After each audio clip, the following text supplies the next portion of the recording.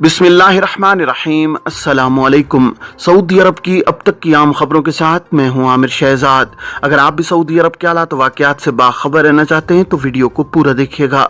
बढ़ते हैं खबरों की जानिब और शामिल करते हैं आज की पहली खबर।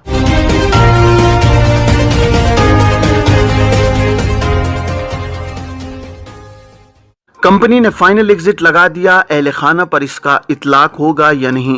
सऊदी अरब के इकामा कवानीन के तहत मुमलिकत में रहने वाले गैर मुल्कियों को छुट्टी जाने या मुमलिकत से मुस्तकिल तौर पर जाने के लिए एग्जिट री एंट्री या फाइनल एग्जिट, जिसे अरबी में खुरूज ओहदा और खुरूज निहाय कहा जाता है, हासिल करना जरूरी है। खुरूज ओहदा के लिए माहाना फीस 100 रियाल अदा करना जरूरी है, जबकि फाइनल एग्जिट की कोई फीस नहीं होती, ताहम उसके लिए शराइत हैं। जवाजात के ट्विटर पर एक शख्स ने सवाल किया है कि कंपनी जहां मैं काम करता हूं उसकी जानिब से मेरा फाइनल एग्जिट लगा दिया गया है, इस सूरत में क्या अहले खाना का भी खुरूज निहाय शुमार होगा। सवाल का जवाब देते हुए जवाजात का कहना था कि सरबराह खाना का खुरूज निहाय लगाए जाने की सूरत में उसकी जेर कफालत मुकीम अहले खाना का भी खुरूज निहाय अज खुद लग जाएगा। वाज़ेह है कि सऊदी अरब की रिहायशी परमिट के जवाबित के तहत गैर मुल्की कारकुन जो अपने अहले खाना के हमरा मुमलिकत में मुकीम हैं, उनका इकामा कंपनी या स्पॉन्सर के जिम्मे होता है, जबकि कारकुन की जेर कफालत अहले खाना का इकामा ताबेईन यानी डिपेंडेंट की कैटेगरी में शुमार किए जाते हैं। कारकुन के जिम्मे अहले खाना की माहाना बुनियाद पर फीस अदा करना होता है, जो माहाना 400 रियाल के हिसाब से फी शख्स वसूल की जाती है। इमिग्रेशन कवानीन के मुताबिक कारकुन की जेर कफालत मुकीम उसके अहले खाना बराह रास्त कारकुन के इकामा पर होते हैं, इसलिए जब सरबराह खाना का इकामा खत्म होता है तो इस सूरत में अहले खाना का भी फाइनल एग्जिट यानी खुरूज निहाय अज खुद लग जाता है। कफालत की तब्दीली के हवाले से एक शख्स ने जवाजात से सवाल किया है कि मेरा पासपोर्ट एक्सपायर है, इस सूरत में कफालत की तब्दीली कराई जा सकती है या नहीं। जवाब में जवाजात का कहना था कि कफालत की तब्दीली के लिए ज़रूरी है कि कारकुन के ज़िम्मे किसी किस्म की खिलाफ वर्जी या एतराज़ात ना हों। वाज़ेह है कि पासपोर्ट बैनुल अक़वामी शनाख्ती दस्तावेज़ है जिसका होना ज़रूरी है।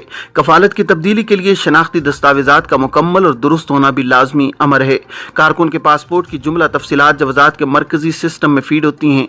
अगर पासपोर्ट एक्सपायर हो जाए तो इस सूरत में जवाजात का सिस्टम अलर्ट जारी करता है, जिससे खुद का डिजिटल निज़ाम उस वक्त तक कारकुन के इकामे में किसी भी किस्म की तब्दीली की इजाज़त जारी नहीं करता जब तक मतलूबा एतराज़ दूर न किया जाए। पासपोर्ट तजदीद कराने के बाद नए पासपोर्ट का नंबर और उसकी एक्सपायरी तारीख जवाजात के सिस्टम में फीड कराना ज़रूरी होता है, जिसके बाद सिस्टम अपडेट होने पर कफालत की तब्दीली कराई जा सकती है।